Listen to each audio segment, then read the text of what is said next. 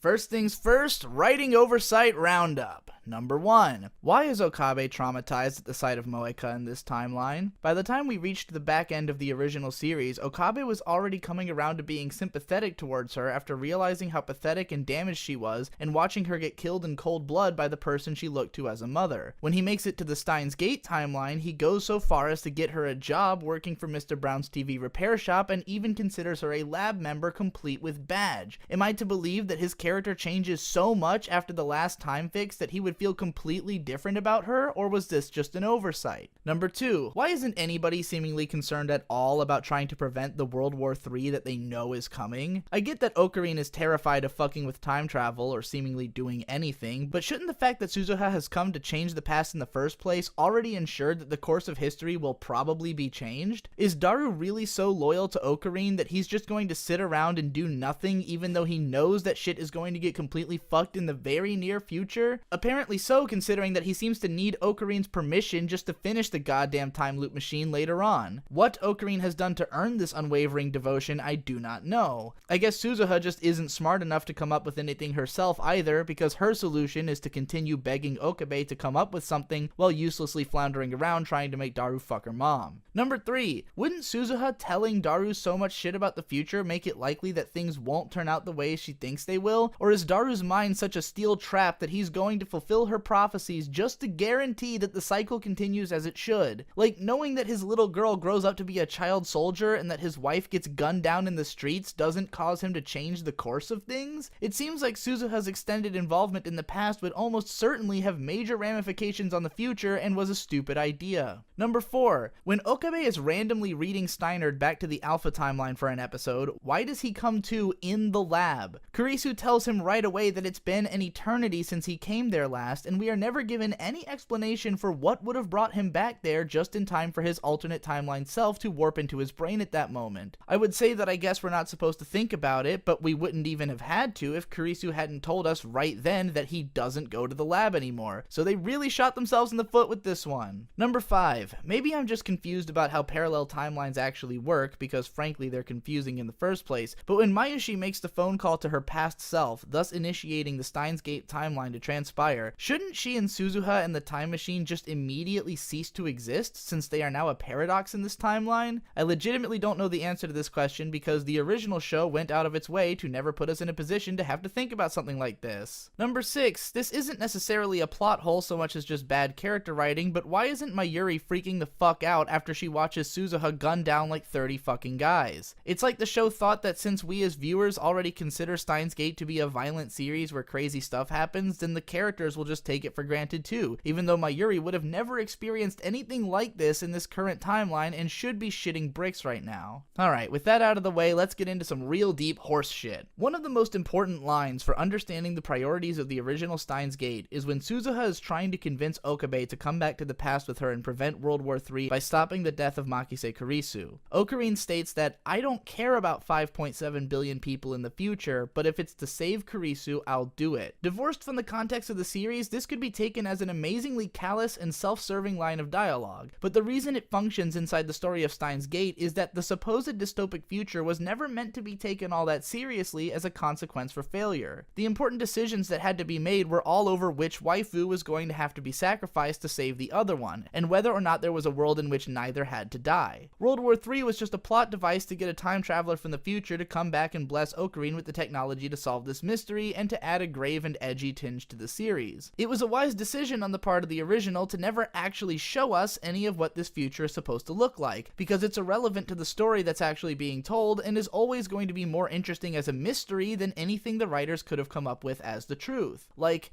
a war fought using or over time travel technology? What would that even look like, and why wouldn't it have ramifications even earlier in the timeline? How exactly does CERN manage to form a dystopia in the wake of that destruction, and did they intend for it? It doesn't matter, because the whole concept is hokey in the first place, and trying to flesh out the universe of Steins Gate beyond the confines of the story it exists in would instantly break it, which is exactly why the original kindly asked you not to do so by keeping its science brisk and goofy. So of course, Steins Gate Zero goes out of its way to try and explain how all of this shit goes down, and immediately it's the dumbest possible interpretation that you could have asked for. Right from the first time we cut to a future vision, the artwork alone is cringeworthy. A Apparently the characters are still just fucking bumming around the bombed out ruins of Akihabara, subsisting off of God knows what, while random bands of CERN soldiers just patrol the streets for no discernible reason. I'm not sure where these writers got their definition of dystopia, but this ain't that. Already, this raises so many stupid questions that I'm sure I don't even need to ask, because the answer is that they didn't give any of it a single iota of thought. I would have said that this is the first thing you'd come up with if given 5 seconds to describe what the future Suzuha comes from would look like, but I can't imagine anyone being dumb enough to even suggest this. The next time we cut to the future, we're witnessing a piece of Kaguri's backstory in which Mayushi informs her that she's officially filled out all the paperwork to have her as an adoptive daughter. Bitch, who in the fuck are you submitting paperwork to? There is no society. You are part of an underground resistance of like 10 people living in a bombed out building. There is no child services in this goddamn hellhole. So then, towards the back of the series, Ocarine time leaps into the future for some reason so asinine that I couldn't even retain it through all my seething anger, and this is where the shit really gets ridiculous. First of all, Ocarine has apparently been in a coma for 11 years just on some random hospital bed in some random bombed out building in the middle of the city with Amadeus watching over and monitoring him, I guess. Don't know why they didn't just have him at the home base as opposed to this, I don't know, is it a hospital? Did it seem more logical to the writers that the hospital bed be left in a bombed out hospital where there's no one to protect him if it gets raided than it would have made to keep him in a bed at the base? How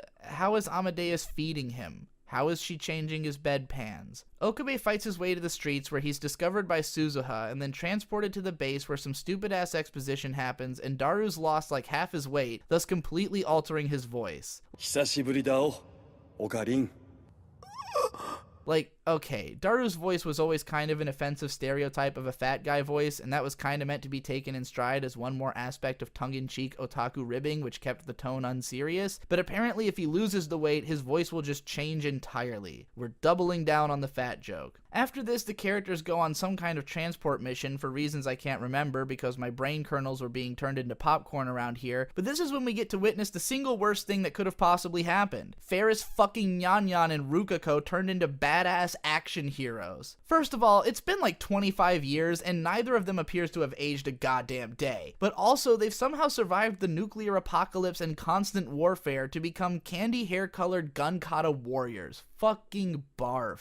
If that wasn't enough, Rukako is also jumping around cutting people down with a fucking samurai sword, and I really have to wonder if I was expected to consider this badass or cathartic in some kind of way. Like, this is totally how I wanted Rukako to finally contribute to the narrative, was to be turned into a samurai soldier in the most tortured conception of Steins Gate's future world imaginable. Like, did anyone think when they talked about this future in the original that all of these characters were going to be alive there? Remember how in the grim future of the Alpha timeline, not even Okabe or Daru had survived long enough for Suzuha to know who they were? Remember that shit? Then for some ungodly reason, like 5 minutes after we're introduced to these characters, Rukako takes 5 to the gut and gets a long emotional death scene. Like we don't already know that this future is going to be undone immediately after this, so who in the ever-loving fuck cares? So finally we get to the part where they've got the enhanced time leap machine, which can go back 2 whole weeks, and this is where we learn about the crazy-ass feat Okabe has to pull off of making 3,000 consecutive time jumps in order to arrive back at his original time. Keep in mind that when Kurisu finished the original time leap machine back in the first show, she explicitly says that the 48-hour limitation is in place because any further and the brain state will be too different, i.e. the machine can't fit your current memories into a brain from too long ago because our brains are constantly evolving. It's not implied that the machine is technically incapable of sending shit back further, it leeches off the phone microwave which can send shit back 20 years. Future Daru refining the technology to extend to 2 weeks implies the memory transfer cleanliness is improved, not the distance of the leap. In other words, Okabe may as well have gone back 25 years all at once if we were just gonna disregard the risk to his mental health like that anyways. Pretty sure whoever wrote this had the whole sequence planned out and then either remembered how the time leaps actually work later or was informed by someone else and someone convinced everyone to just go with it. But anyways, on paper, 3,000 consecutive time loops sounds cool as shit, but in practice, it just turns out to be obnoxious and unimpressive. Every single time, Okabe has to wake up in bed, tell Amadeus what's going on, then get the others to come and take him to the time leap machine, explain his plan, and leap again. It's hard to say exactly how long the transportation takes, but since he gets the dialogue down to a pretty efficient clip from what little we see of it, if we assume it's 30 minutes or so per leap, this would amount to something like 2 months of total travel time, which is enough to be a huge pain in the ass, but more of a boring grind than a badass psychological fuckstorm. By the way, did they think I wouldn't notice that the first time Okabe woke up in the hospital bed, Amadeus conveniently didn't come to life or say a goddamn word, allowing for the dramatic slow reveal of the setting, whereas every other time she seems to spring into action the very second he opens his eyes? Do they think I'm retarded? Because I know I am, and I still didn't fall for this shit. So we're informed that while Okabe can just repeat this process to traverse the 11 years he was in a coma, things will get trickier when he makes it to the day that he actually got captured and reduced to this state, because no one really knows what was going on with him at that time. In the 11 years that we watch him travel through, seemingly nothing whatsoever changes about the state of things at the lab, except that eventually we make it to a point where Yuki is still alive. Everyone looks the same, except that Suzuha becomes a little girl. Nothing is different about their tech setup or base layout, it's just the same shit for 11 years straight. Apparently without Okabe, everyone is just completely fucking incompetent and inert. Finally, we make it back to that fateful day, and the reasons for Okabe's capture are uninteresting, and he averts it easily, then makes a mad sprint to the time leap machine before the show just kinda skips over all the remaining years. You know, the ones where we have no idea what could have been going on or how complicated a position he might have been in to try to get back to the machine, and then we're back in the present and ready to wrap up the stupid plot. And that's it. That's the worst thing that happens in Steins Gate Zero. And now I've got cancer and I'm going to die. So let's jump into the live action segment and get this over with.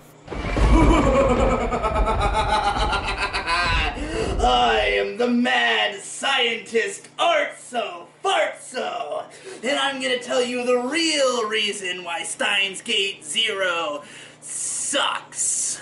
Truly the appeal of Steins Gate, you see, is not simply that it's a fun thriller time travel story, but that it is a part of the otaku hero's journey. That thing I talked about there! You see, it's no accident that Steins Gate takes place in Akihabara, and that the first dramatic moment of realization about what's going on in the series comes when all of moe and otaku culture is removed from the city. It is no mistake that the main characters are interested in engineering and science, that they are also huge anime otaku who constantly spout two-channel memes. What makes the otaku hero special is that he envisions the perfect version of the world. He will never give up until he makes it to a society in which no one has to die and everyone gets to live the way that they want to. He's somebody who works from a position of not knowing how to communicate, and his job is to communicate well enough with enough different people to resolve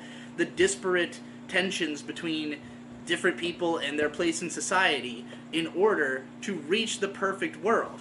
It's the same thing that was happening in that fucking show. No one has to die. Otaku heroes' journey stories usually focus on the two different sides of the otaku brain.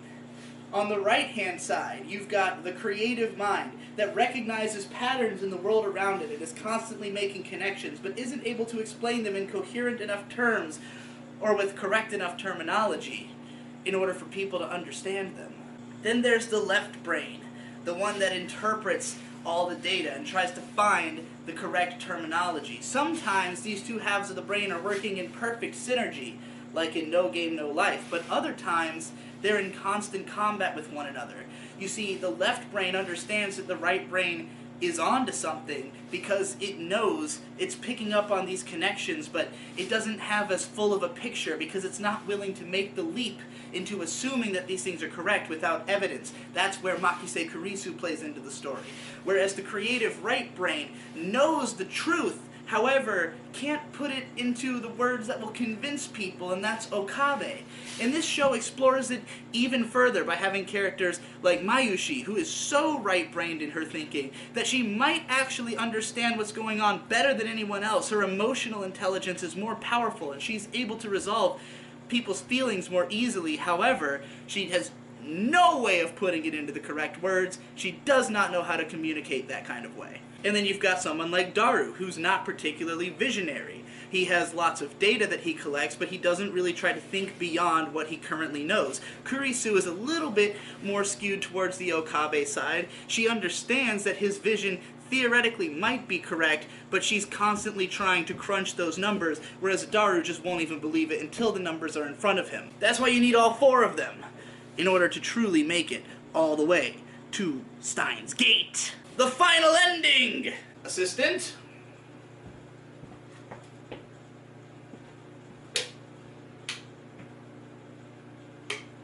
Continuing. That's why the most important message of the series is that you don't give up till you've saved everyone. It's why Mayushi slaps Okabe in the second to last episode, because she knows that the type of hero he is has no meaning if he gives up. It's not in the nature of the otaku hero to stop before the end. And I can show you a million shows that use this stuff. You can go watch Log Horizon, you can watch Otaku no Video, which, you know, is about 2 characters who fill these roles. You can watch anything that's in this certain circle of media. It's like the core tenet of what anime fans have been trying to communicate about their medium to each other through it. It's what we're all trying to inspire one another to think like, is to reconcile the part of our brain that has this vision with the part that can explain it to the rest of the world and make it possible to enter that future.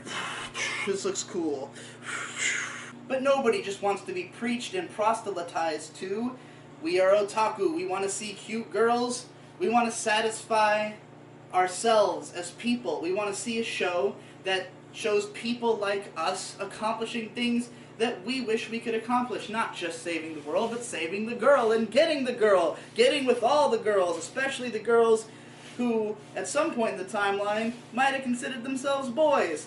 It's all good to us, hey! This isn't to say, though, that CERN is completely unimportant or unsymbolic, because the otaku hero, in order to truly be himself in this final world he's working towards, must be sort of a libertarian-minded, and I don't mean that like the political party, I mean it like someone who believes that everyone should be able to be themselves and do as they please, but to do so in harmony with one another, an idealist of this sort of system, whereas CERN represents perfect authority. They literally create a dystopia, an ultimate authoritarian system. Now, Steins Gate goes out of its way to have that symbolism in there, but not to concern itself with it too much, because it's just not the kind of story it is. It's a dating sim adaptation. It's more about the girls. But the point that I'm getting at here is that Steins Gate has an emotional core. Everything in the show revolves around what it's trying to say and about whom. It is about a group of otaku,